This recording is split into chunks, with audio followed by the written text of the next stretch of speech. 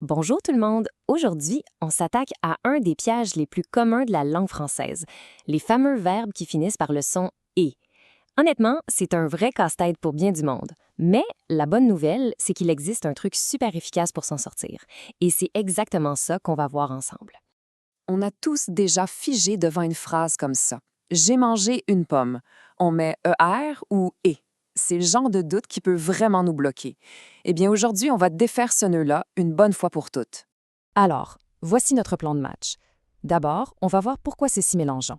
Ensuite, je vous dévoile l'astuce magique, mordre ou mordu.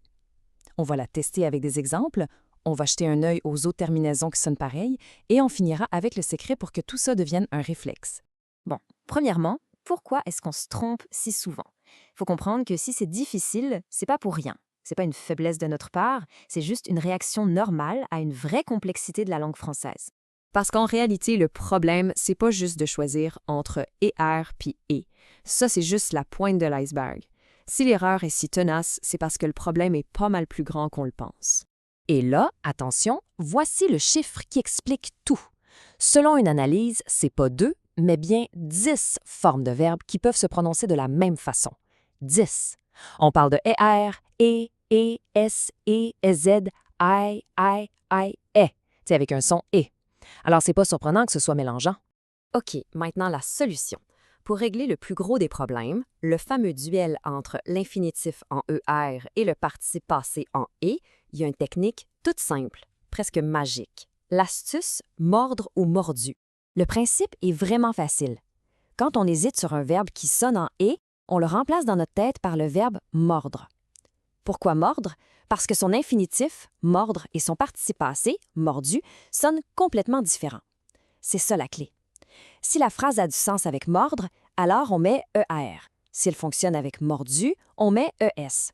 Allez, à ces théories, on passe à la pratique. C'est en l'essayant qu'on voit à quel point ce truc est efficace. Premier exemple, la phrase « je vais dessiner ». On entend bien le son « et » à la fin, puis le doute s'installe. Comment on l'écrit? On fait les tests. Est-ce qu'on dirait « je vais mordre » ou bien « je vais mordu ». La réponse est pas mal évidente, hein? Je vais mordre, ça sonne super bien. L'autre option, ça ne marche juste pas. La conclusion est donc claire comme de l'eau de roche. Puisque mordre fonctionne, notre verbe est à l'infinitif. La bonne terminaison est donc ER. Je vais dessiner. Parfait. On retourne maintenant à notre premier exemple, celui du début. J'ai mangé une pomme. On fait exactement la même chose. On fait le test. J'ai mordu une pomme ou j'ai mordre une pomme. Encore une fois, notre oreille nous le dit tout de suite. J'ai mordu est la seule phrase qui fonctionne. Et voilà. Si mordu est la bonne réponse, ça veut dire que notre verbe est un participe passé. On doit donc l'écrire avec E accent E. J'ai mangé. Simple de même.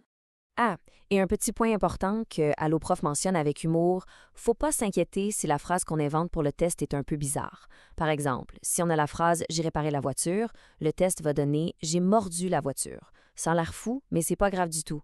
Ce qui compte, c'est que la structure de la phrase soit bonne, pas le sens. Bon, le truc mordeur, mortu règle la grosse majorité des cas. Mais on fait quoi avec les autres sons « et » comme EZ ou AI? Pour ça aussi, il y a des trucs faciles. Souvent, c'est juste une question de pronom. La terminaison EZ, elle va presque tout le temps avec le sujet « vous ». Si on voit « vous », on pense EZ. Pour la terminaison AI, c'est souvent le futur simple avec « je ». Demain, je mangerai. Et la preuve finale, c'est que notre truc mordre, mordu ne marche pas ici. On ne dit pas « vous mordre » ni « demain, je mordu ». OK, maintenant qu'on a les outils en main, le secret, c'est de les utiliser encore et encore, jusqu'à ce que ça devienne automatique. Faisons un petit test rapide ensemble. Regardez cette phrase. Le joueur a lancé la balle. Prenez une seconde. Pensez-y. C'est ER ou EE. Appliquez le truc dans votre tête. Alors, le test donne « Le joueur a mordu la balle ». La phrase est grammaticalement parfaite. La réponse est donc le participe passé « lancer ». C'est vraiment aussi simple que ça. Avec la pratique, ce réflexe de vérifier s'installe et ça devient presque instantané. Donc, pour récapituler, la vraie stratégie pour maîtriser ça, ce n'est pas d'apprendre par cœur, c'est d'avoir une méthode.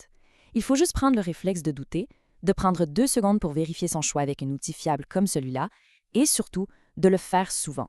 On peut imaginer ça comme apprendre à jouer de la guitare. Au début, on pense à chaque accord, où placer chaque doigt, mais à force de pratiquer, nos doigts trouvent les bonnes cordes tout seuls. C'est la répétition qui crée l'automatisme. Finalement, le meilleur truc de tous, c'est pas une astuce, c'est la pratique elle-même. Faut arrêter de voir l'hésitation comme une erreur, mais plutôt comme un signal qui nous dit « Hey, c'est le moment d'utiliser ton outil ».